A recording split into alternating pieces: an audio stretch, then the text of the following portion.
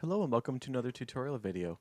Today we're going to be working on some tips and tricks for melody writing, which is a very important concept and also one of the questions that is very much the first question on the Royal Conservatory Level 9 exam, the harmony exam, I should say. So there are two different chapters that outline melody writing, and I will be going through those chapters today to outline some specific tips and tricks to help really think about melody writing and also know that it's not really that daunting of a question on the exam, but actually kind of fun. So let's go through some of the material together. First, what I want to outline is that there are some important aspects that need to be practiced um, even before you start writing the melody. So as soon as we know what the specific details are of the question and the types of melodies that are being asked, that will actually help to parse out how to write the rest of your piece. So by doing this tutorial in a couple of different parts, I'll be able to break down some of those details for you. Now let's share the screen so that we can see the materials. And we're going to go back to the top of the page on page 190. Now, of course, what we want to do is we want to think about the melodic shape of the piece. And you want to have a melodic shape that has a goal. So the starting note moves all the way to the ending note of each phrase. Now, traditionally, in the format that we are going to be learning today, the first phrase of a melodic line usually contains a half cadence or contains notes of tension, which means that we finish not on the tonic, but on either the 7th scale degree or scale degree 2 or 5. In this first example, in the key of F major,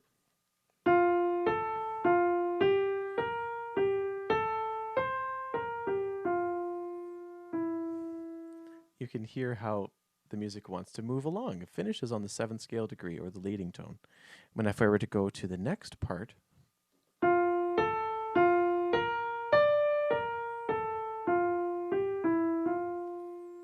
you can hear how there's a clear outline of the harmony, the chords, and also the melody finishes. It feels like it's complete.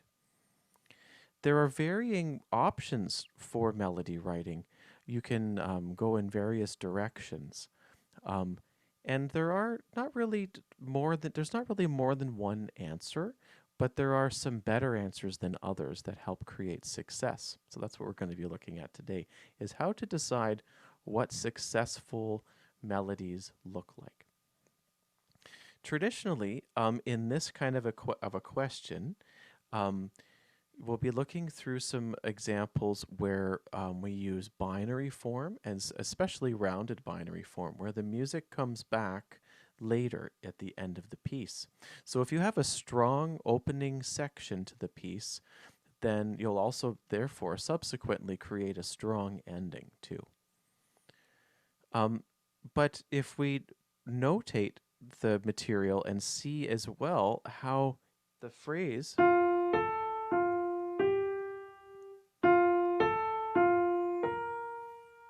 it sounds different at the second bar of the return phrase. You can actually create two different melodies. Let me play the first melody, then I will play 15.2. Then I'll play the first melody again and then go to 15.2.1, I guess. So the second part here. So first I'll put the arrow on where I'm playing.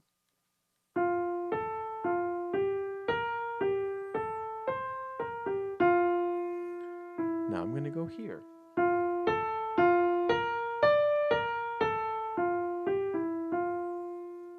Now I'm going to play the first melody again, then I will go to this next line.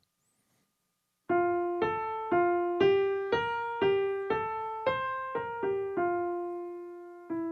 I'm going to go here.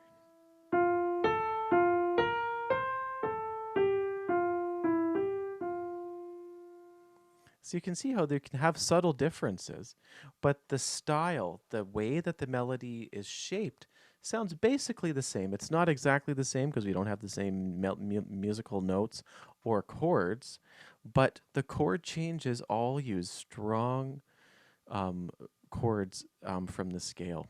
It's best to use your strong chords, such as your tonic, your subdominant, your dominant, potentially the 2 chord as well, especially as a precadential chord, and then, of course, a 5/1 cadence at the end. Those are the very most important things. Now, this first part of the melody writing speaks about melodic range as well. So you want to make sure that there's smooth, stepwise motion, and sometimes we want to avoid large leaps, especially continual or recurring leaps, because it starts to create a disjointed effect. As well, you can have a goal where if you know you want to go to an unstable scale degree at the end of the first phrase, but you want to finish on scale degree 1 at the end of the second phrase, you can actually write all the rest of the melodic line going towards those goal notes to help create a clear shape. So part of what is outlined in this chapter is that there are varying options for writing melodies. You can choose to use a contrasting period where the second musical sentence is all very different music.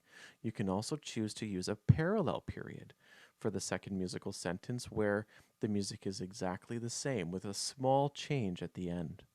Both options work successfully. Something that you also want to be careful of in a minor key is that there are the prevalence of augmented and diminished intervals within the scale. If we think of any minor scale and think of the harmonic minor scale, there are specifically 2 notes in particular. So if you're in the scale of A minor, the 6th note would be F, the raised 7th note would be G sharp. And those 2 notes, F going to G sharp, creates an augmented second. So that is an interval that does not quite work in the sense of melody writing because it creates a slight dissonance. So when creating melodies in a minor key, it's suggested to use the melodic minor, where when you're going up or ascending a musical line, you can use the raised 6th and 7th notes on the way up, and then also use the lowered 6th and 7th notes on the way down. You just want to be careful of that the prevalence for augmented seconds within your musical line. Now, it's important as well to always analyze the first part of a phrase so that you know what key you're in, and then also what key the rest of the piece will be in as well too. So basically, you want to think about a few different things here. You want to think about the shape of the phrase, musical lines that move by step or small leap. You want to think about strong chords, so using chords like 1, 4, and 5, possibly 2 as well. You also want to think about musical shape, so that the first musical sentence can finish on an unstable scale degree, but the second musical sentence can finish on a stable scale degree and therefore have a strong ending. All of these things really help to create success, because even though each piece will be in a different key, the same kind of steps can be used to answer the questions. I do hope this tutorial was helpful, and I look forward to working on the next lesson with you very soon. Take care for now. Thanks for watching, and keep enjoying your music.